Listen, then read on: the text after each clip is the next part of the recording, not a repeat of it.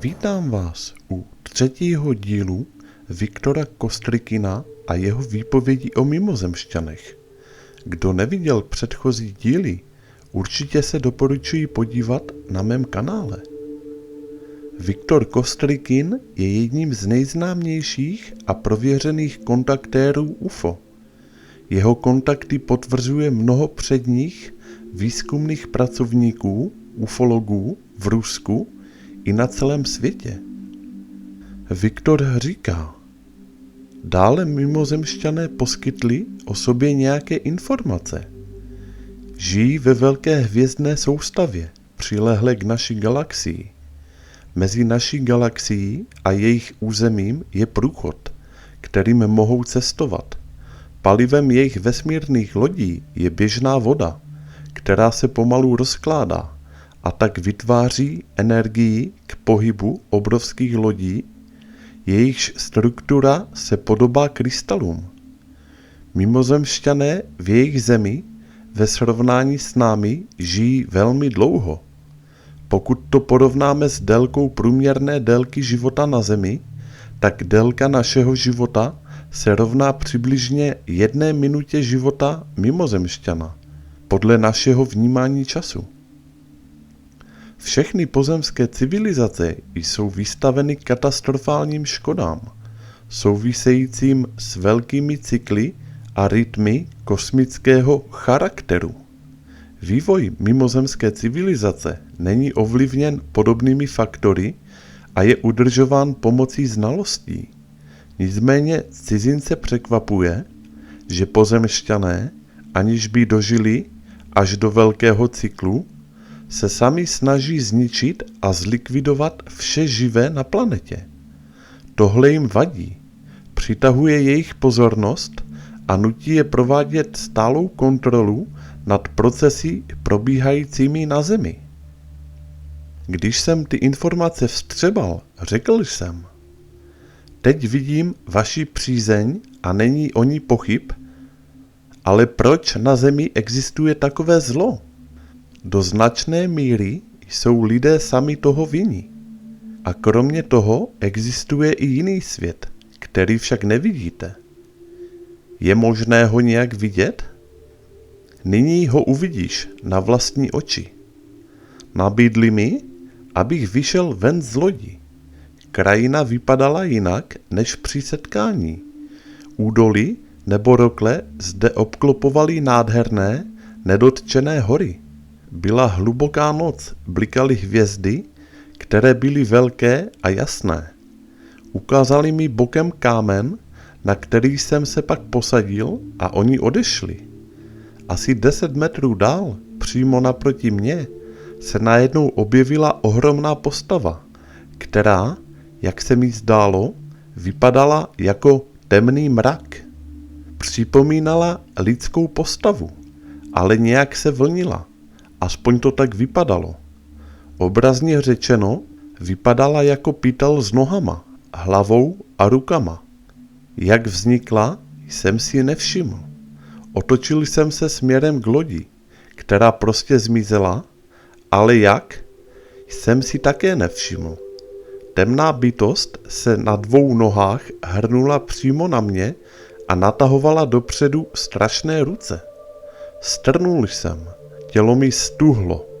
Hlavou mi zableskla myšlenka.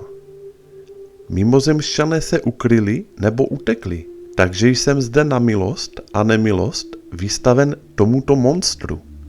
Ruce a nohy jsem měl jako ochrnuté. Obrátil jsem se o pomoc k pravoslavnému bohu, pak k islámskému a znovu k pravoslavnému. Protože jsem byl pokřtěn a v době velké vlastenecké války mě babička i matka učili modlitby. Díky bohu, válka skončila a my jsme zůstali naživu. Modlitby jsem však téměř zapomněl. Zde jsem si na ně okamžitě vzpomněl. Monstrum se najednou zastavilo. Zoufale jsem si pomyslel. Aha, tady toho se bojí. Po chvilce se ta černá bytost znovu pohnula vpřed. Pak jsem si rychlostí blesku pomyslel, že bude v této situaci možná lepší použít muslimskou modlitbu. V té době jsem naštěstí znal dobré náboženské starce. Já jsem tedy řekl: Neohrožený Rahmane, Rahime, to znamená jako Pane, zachraň mě. Tvor se zastavil, ale protože jsem zmlkl, opět se neohrabaně pohnul ke mně.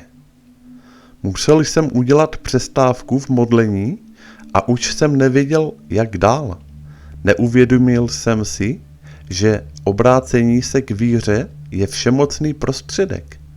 Pronesl jsem následující: La ilaha il Allah in Muhammad Rasul il Lach. V překladu: není Boha kromě Aláha a Mohamed je jeho prorokem. Monstrum se znovu zastavilo jako přibité. Zmlkl jsem, ale ono se opět dotěrně pohnulo ke mně a zvedlo mým směrem své chlupaté ruce. Pak jsem znovu promluvil: Otče náš, jenž jsi na nebesích, a vzpomněl jsem si dále: Posvěť se jméno tvé.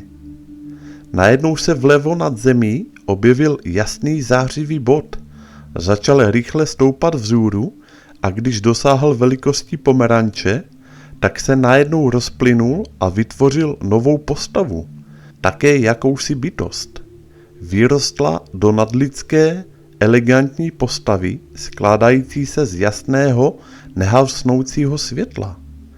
Elegantní kontury byly jasně viditelné, ale detaily splývaly. S výjimkou hlavy bylo vše lidského vzhledu. Hlava ve vztyčené poloze se podobala půlměsíci. Zářivá bytost připomínala člověka s ptačí hlavou. Když se zjevila celá, černé stvoření sebou tiše prásklo na zem, jako by se vzdávalo. Přede mnou stála nejdokonalejší světelná bytost. Pokynula černému, aby povstal. Ta bytost jako pytel vstala, světelná bytost zaujala připravenou polohu, vzlétla ze země a obloukem letěla k té černé bytosti. Přitom se roztáhla a jakoby ztratila svůj tvar. Okamžitě začala opisovat kruhovou spirálu. Točila se nad černou hlavou a spustila se jí prudce na hlavu i nohy. Obkroužila ji světelnou spirálou, která temnotu trhala a mačkala během letu. Byla to neuvěřitelná rotace, doprovázená šustotem, připomínajícím šustění látky, přesněji řečeno plácání vlajky ve větru. Tento velkolepý souboj představoval fantastickou vesmírnou podívanou. Vše se blížilo ke mně. S šelestem proletělo přímo nad mou hlavou a zmizelo ve skále, která byla za mými zády. Ta černobílá spirála tam prošla jako nůž máslem. Vzpamatoval jsem se, vyskočil a dlaněmi pohladil tu kamennou zeď. Udělal jsem to automaticky, zřejmě s cílem ověřit její pevnost. Ještě jeden detail je důležitý. Když se tato nepředstavitelná smršť přehnala nade mnou, tak jakýsi druh zvířecího strachu mne nutil prchnout odtud pryč. Ale stejně jako při mém prvním setkání v Chuštosirtu se moje ruce a nohy ani nehnuly. Moje tělo bylo zachváceno dokonalou strnulostí. Vstaly mi vlasy na hlavě a lil ze mě studený pot. Mimozemšťané mě opět přivolali, jako by se nic nestalo. Loď stála na svém místě. Uvnitř mi pak vysvětlili, že černá bytost již dávno ztratila svůj světlý vzhled a od nepaměti není schopna dělat dobré skutky. Není nezničitelná, může být eliminována, představuje však nebezpečí pro všechny živé tvory. Naštěstí nemá přístup do lodí. Vysvětlili mi, že světelné bytosti a koule doprovázejí všechny lidi. Také sledují a hlídkují u všech astronautů během letu. Pod přísnou kontrolou se nacházejí všechny objekty strategického významu. Tak, toť vše k tomuto videu. Já vám děkuji za pozornost, komu se video líbilo, tak díky za like a u dalších videí naslyšenou.